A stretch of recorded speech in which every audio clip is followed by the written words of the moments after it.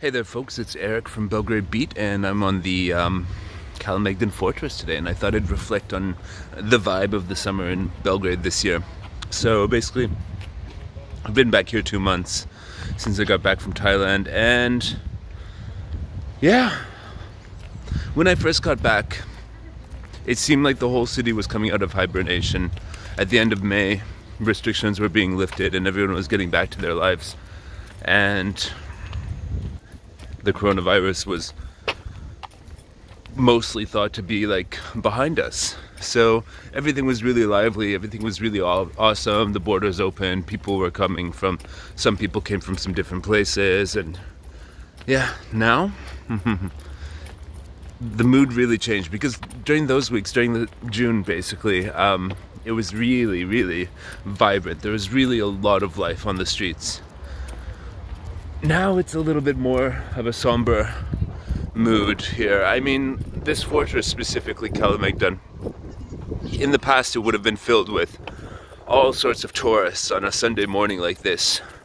It's Sunday morning, 11 a.m. and normally you would see like a group of Chinese tourists, a group of German tourists, a group of random English-speaking tourists, all being guided around the fortress, told about all the wars that were fought on this location, so on and so forth.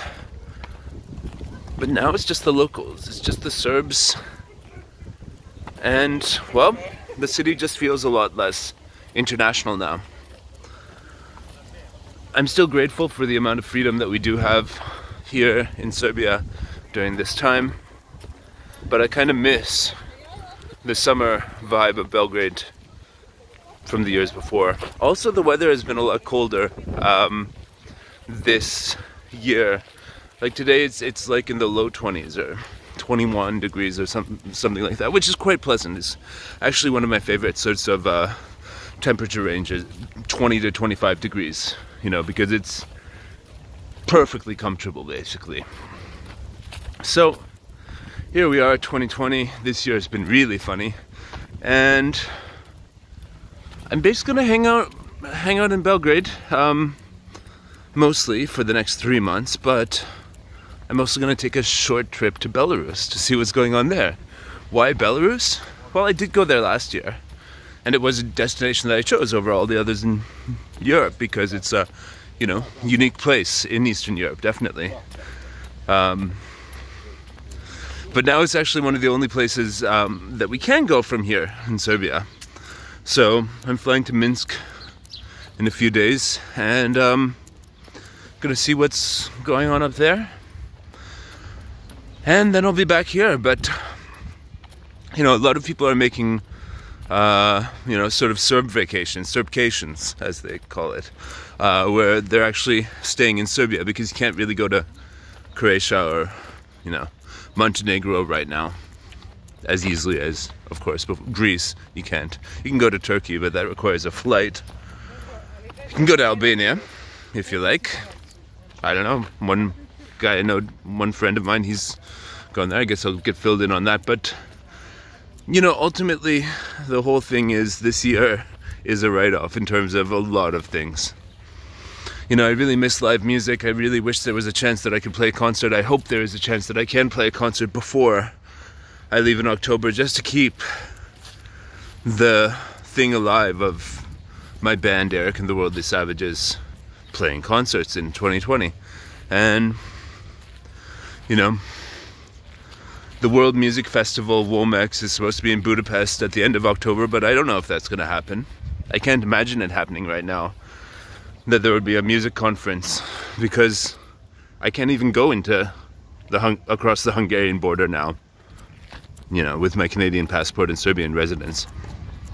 How's that going to change? How are things going to evolve so that in October suddenly there's going to be all these bands flying from around the world into, you know, Hungary to do the World Music Conference?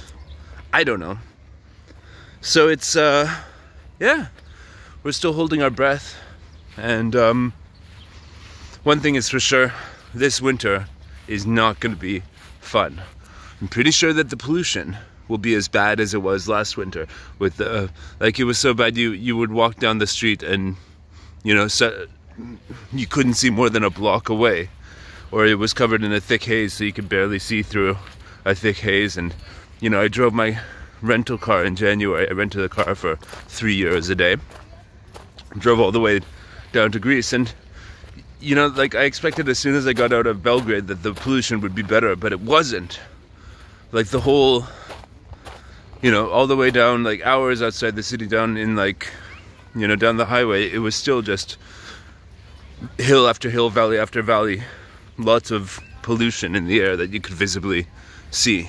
So that's gonna be bad. More coronavirus is gonna be bad. And I just really hope that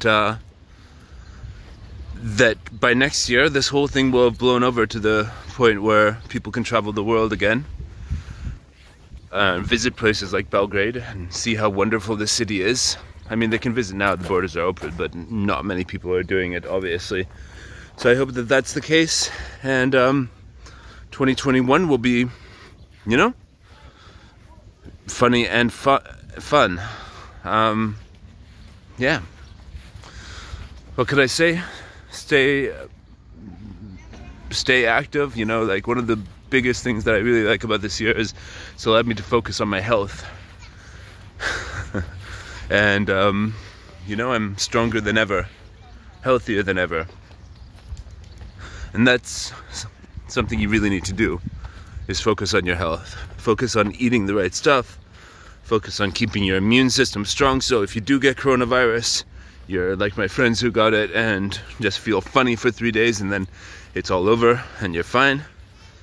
And, you know, keep your distance from other people. Or not. Do what you want. I don't know.